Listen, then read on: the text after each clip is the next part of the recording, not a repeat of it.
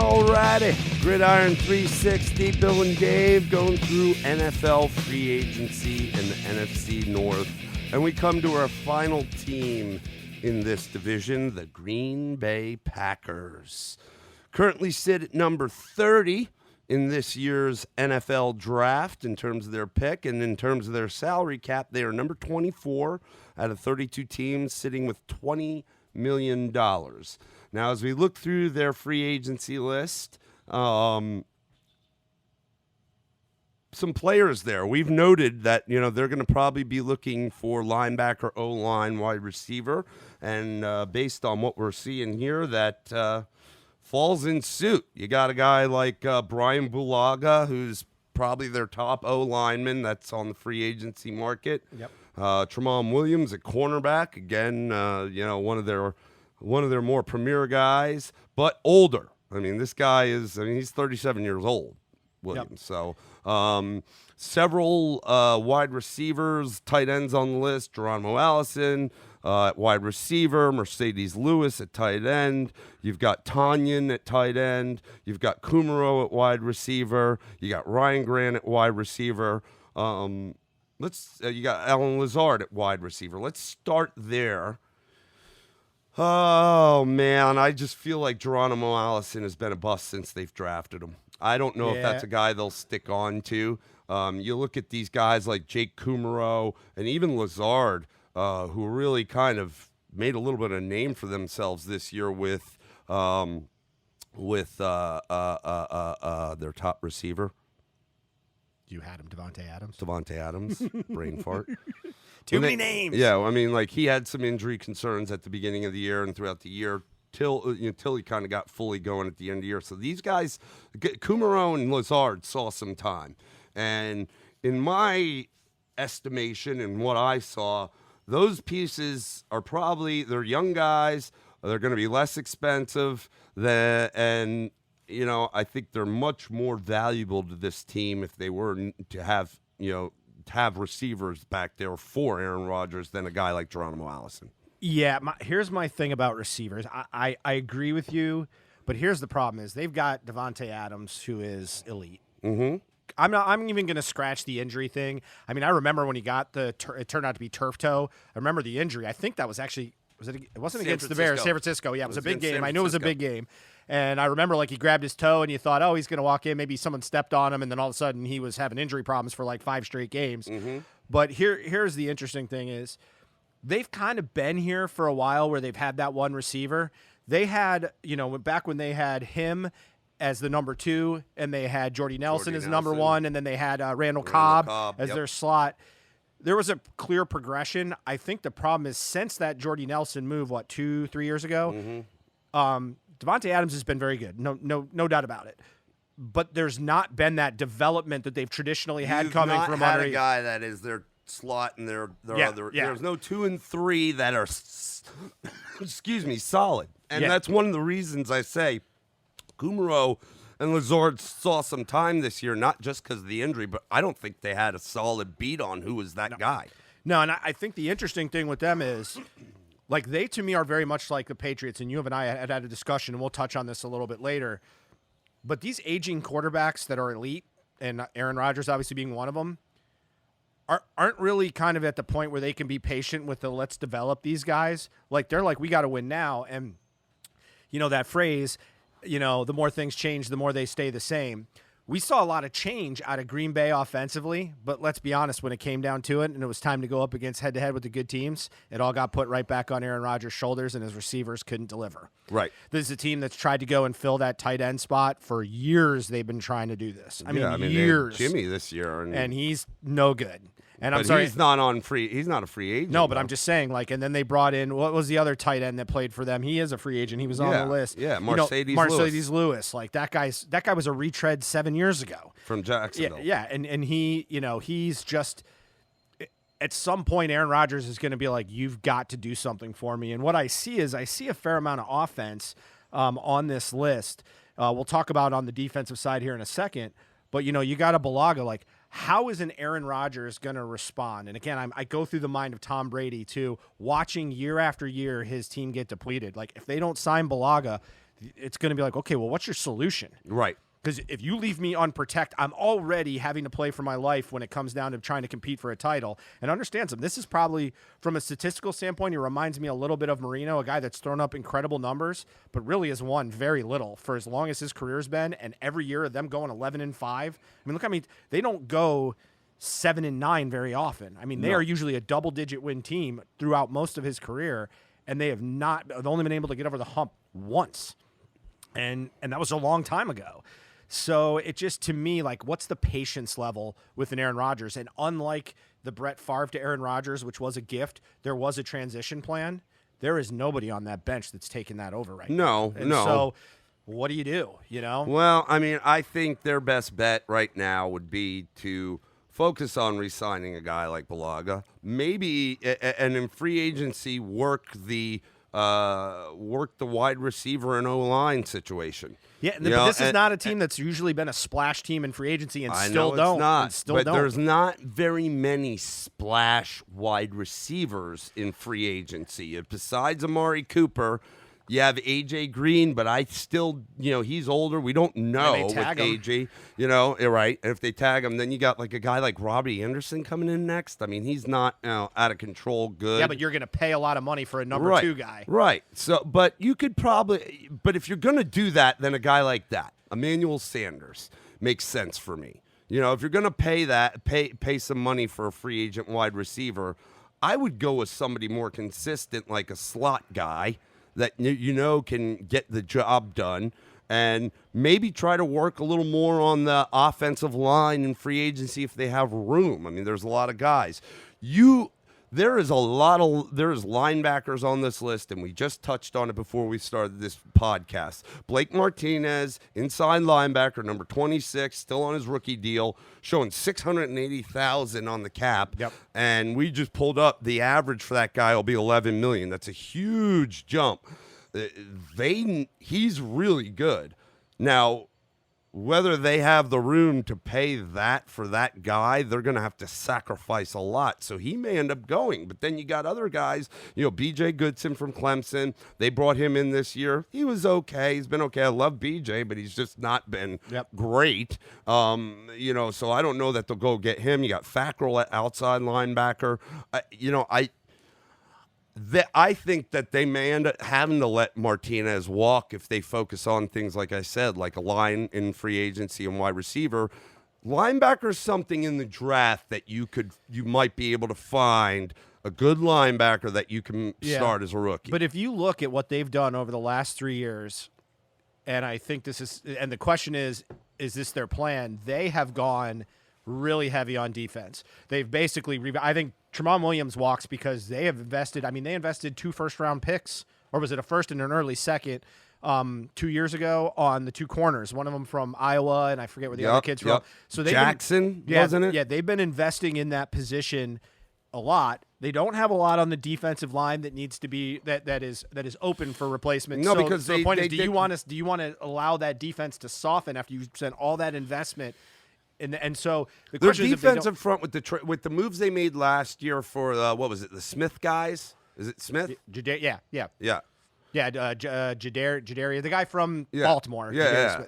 And then the other one that was Smith the guy. Yeah, those guys produced very well this year. Right, and that's my point. Is that do they want to take a step back, because losing a guy like Blake Martinez up the middle is a step back for them, and at the same time, if you're spending that money and not seriously upping your offense, I mean, to me, they could be in the market for a tight end if they can get the right value there. Certainly, they do have to start thinking about O-line, even though their only guy is Bulaga. Their O-line is aging. Yeah. And again, you go back to whether we want to believe it or not, and I believe it, the patience on a guy like Aaron Rodgers, who you're going to have to pander to. They pandered to him. They still pander to him. Is going to grow thin because he's getting older. He is not going to, and he's a weird bird. Like Brady, I think when he says he wants to play, he wants to play. He's kind of like Jordan. Jordan was like, I want to play. Like Jordan said, I want to play again. He was very open the year he retired, but he said, but I'm not going to play for anybody but Phil Jackson. And he had that kind of clout, and they didn't re-sign Phil Jackson, and he retired.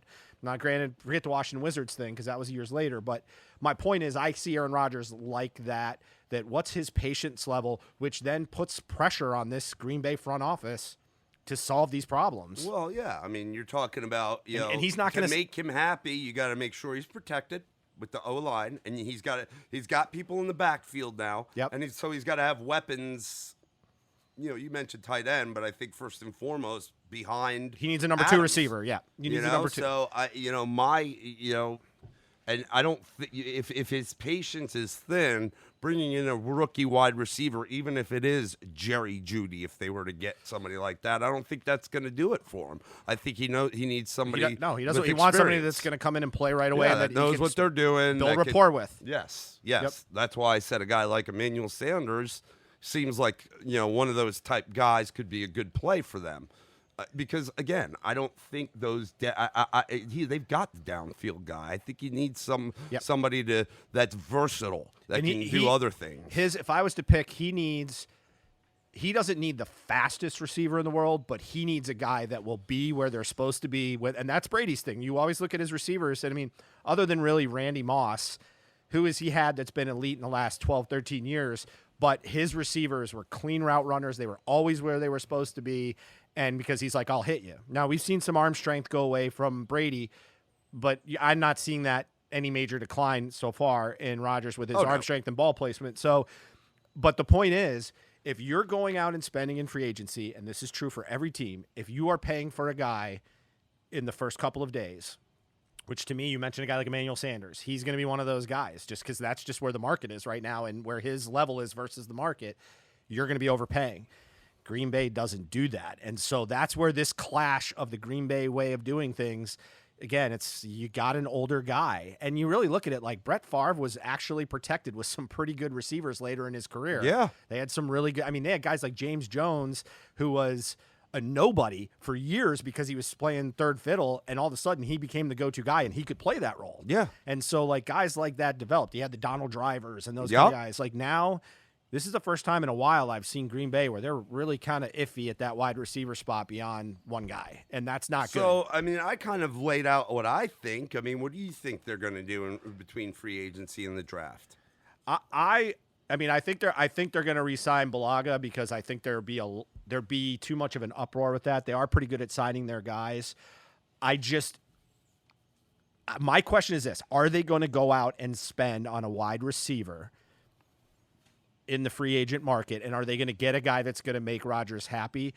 Because it'll tell me how that relationship's going to go. Like, as much as I saw some of the game plan change, and certainly the running game was impressive this year. They ran the ball. Yeah. But if you really looked at it, they were even inconsistent at doing that. I mean, we saw games where Aaron Jones 4 touchdowns and was unbelievable. And the next game but there was no consistency either in the offensive schemes, like the offensive play calling. Like, you'd think that they would go in and lean on that as much as they could until, it was not doing anything. Maybe they were, but I felt like they went away from it early, kind of like the discussion we had about the Cowboys. Yeah, like I don't think you can be a 400-yard passing, 80 yards rushing team one week and then be a 250-yard rushing team.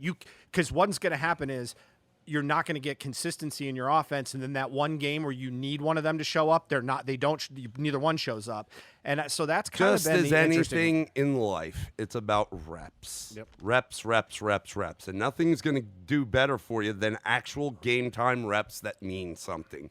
And if they don't, if it's not consistent from week to week, then there's, those reps aren't in the game. Those reps, when they mean something, help develop the receiver more and more and more. But if you can't do that week after week after week, if you go 1 week with it and away the next week, then that consistency and that build-up in those reps when it matters most is not there. Yep. It's just gone. Okay? It's like, okay, hey, you're ready to go in. Come on in. We need you to go out there. You might get a ball, so be ready. Yep. Whereas I felt in the past when they had guys like Jordy Nelson, Randall Cobb, and Devontae Adams, they were on the field, and it's like, they were ready if the ball came to them no matter what. Yep. It wasn't like, hey, the ball may come to you, so be ready. It was like, ball's going to come to you. All three of you receivers, you need to go out there the ball is going to be thrown to you every time. Yeah, or you're going to get you are going to get 9 catches, but you, Mr. Number 2, are still going to get 5. Correct. And you, number 3, are going to get 3 or 4. So make it work. Right. And now, like, the thing that's interesting is, don't forget this. And again, this was team 1 game away from the Super Bowl, but I can't think about ever seeing this in the past where Aaron Rodgers threw for 100 yards in a game this season. Like 100 yards. Okay, so now we talk about receiver development. You can't develop receivers throwing the ball for 100 yards. Yep. And these guys are, and none of these guys are. I mean, when you split it, if you split that 3 ways, not even 4, if you just split it 3 because they had other receivers rotating in, I mean, you do the math. Yeah. Well, 100 divided by 3, how many yards? And that's not even because he still obviously was leaning mostly towards Devontae Adams most of the season when he was in there. So, okay, then that 100 yards, half of that goes to Devontae. The other 2 then you got 25 yards between 2. I mean, like, that it's not going to work. It's not going to work. And you're not talking about with guys like Lazard and Kumaro. And, Kumaro's got a little bit of pedigree. If you don't know, he's cousins with the Bosa boys. So he's got an NFL kind of understanding family, a football family kind of mentality. And I think he's a very smart player. But you watched, like, they'd have big games, and then in the next game they would disappear. And that's the problem is Aaron Rodgers can't be worried about who's the guy that can get it done this week. And like you said, it's got to be a guy he believes can get it done week after week after week. Consistent. And I don't think he felt that there was consistency. Like, he'd throw these guys the ball. I think he had faith that he could, get some of those downfield plays to Kumaro, which he made some and didn't make others. Yep. And that's why he threw him the ball. But he made some and he didn't make others. Yep. It wasn't that he had a beat on every ball. Yeah, and this, let's be fair. Like, I don't think this is a team that is going to be an 8-8 team next year or anything crazy like that. But the reality is this team is built to play for Super Bowls with a quarterback like that year after year, and they cannot get over that hump. And I just don't see this mixture. They've got to do something, and it's not that they just have to go spend money, because that's wrong. They have to go out and get the right guy, and that's going to be tough. I think they thought that their solution last year was bringing in the new head coach in LaFleur, and that would change that. Yeah. And maybe in year 2 we'll see some improvement, and it definitely didn't drag them down. I mean, they were still competing. They were in the postseason, but I still felt like Aaron Rodgers or bust when it mattered. And that was the biggest thing when we were talking about all year, with those two gel. And for a while, it didn't seem like it. Then it didn't seem like, they're gelling. And now then as it got towards the end of the year, I didn't know again. So if Green Bay in any way does not walk out and win the division and is not considered a legitimate contender to go to the NFC title game this year, and even if they go and get beat up again, the questions are going to start coming, because, again, they are a different standard than a Minnesota, even though Minnesota, I think, is somewhat in the same position, and certainly more than a Chicago. And then, and then we're just talking about one division. Right. I can go through the other divisions and say yeah. the same thing. I think the pressure levels are there. And again, it goes back to, if not now, what happens when I don't have a Hall of Famer taking snaps? Because understand, this team's gone, 30 plus years without a Hall of Famer under center? On a consistent basis, and they're not injury prone. Your Aaron Rodgers had the 1 year where he got knocked out with the shoulder, but most part, he's been very healthy. He's been very durable, just like Favre was durable. This guy, he's played through injury even at his age. So it's going to be interesting, and just like anything we've talked about in these discussions, the free agency market and what these teams do is really going to start to point the arrow towards what they're going to be looking at in the draft. Now, you've brought it up before. Teams sometimes just go with the best player available rather than need, but we'll have to see. I mean, it's all really dependent on what they do here, and I agree with you. I think they have, first and foremost, Balaga's a guy they have to focus on. They got to bring the guy back, not just because he's a solid offensive lineman, but because of Aaron Rodgers. Yeah, and I think they'll get the quote-unquote hometown discount. He's not going to bleed them. He's going to make good money. He is 31, this is probably his last good contract. Maybe like a 3-year deal. Probably he's going to push more for a 4th year. But, if they can do that, there's things to do. But again, remember, you probably think you can let Blake Martinez walk. To me, you can't get weaker on defense and make this team better. So they better have a good solution, and I don't know that they've got one up and coming. And again, that's probably where they have been good traditionally in the draft, especially given that they've drafted in the back end of the draft for several years. So but you're talking right now, when you talk about linebacker, you got Isaiah Simmons in the draft, you've got Kenneth Murray from Oklahoma, and you got the Patrick Queen kid from LSU. At 30, I don't know if any of those guys will be there. Now, Simmons will be gone. But the other two, they could fall further, especially because they had a little bit of they got dinged up a little bit per the combine.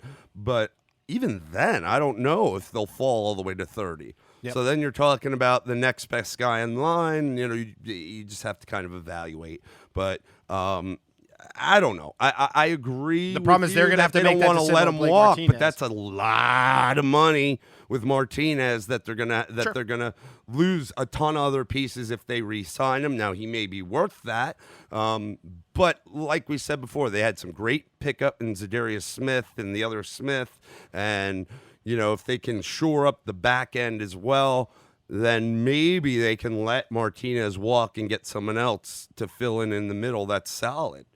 Yep. That's just my thought. If you're all right in the defensive front and you're all right in the secondary, maybe you can let a little bit slide in the middle, but we'll have to see. I think this is going to be. I think Aaron Rodgers has way more input in this one than ever. I think it's going to be, what are you doing for me at wide receiver? Because I don't disagree. Because I think the whole potential of Tom Brady leaving the Pats, you and I have talked about this offline, is you are. What is your commitment to go out and get me weapons? And if you're not committed, then that might be the thing that makes him walk. Because I don't think it's the money.